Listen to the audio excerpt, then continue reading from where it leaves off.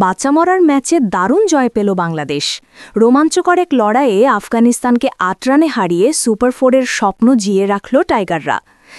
শেষ ওভারের শেষ বলে নূর আহমেদ নুরুল হাসানের হাতে ক্যাচ দিলে জয় নিশ্চিত করেন মোস্তাফিজুর রহমান।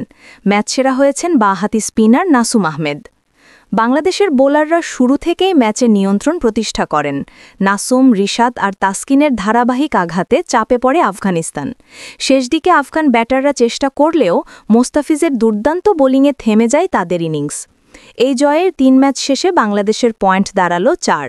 তবে নেট রান রেটে পিছিয়ে থাকায় আপাতত গ্রুপ বিতে দ্বিতীয় স্থানে আছে টাইগাররা।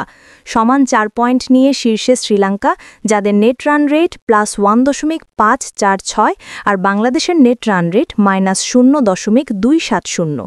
আফগানিস্তানের সংগ্রহ ২ ম্যাচে ২ পয়েন্ট। হংকং ৩ ম্যাচ হেরে বিদায় নিয়েছে প্রতিযোগিতা থেকে। এখন সুপার ফোরে যাওয়ার ভাগ্য নির্ভর করছে শ্রীলঙ্কা বনাম আফগানিস্তান ম্যাচের ওপর। শ্রীলঙ্কা যদি জেতে অথবা ম্যাচ পরিত্যক্ত হয় তবে বাংলাদেশ সরাসরি চলে যাবে সুপার ফোরে। তবে আফগানিস্তান জিতলে হিসাব যাবে নেট রান রেটে।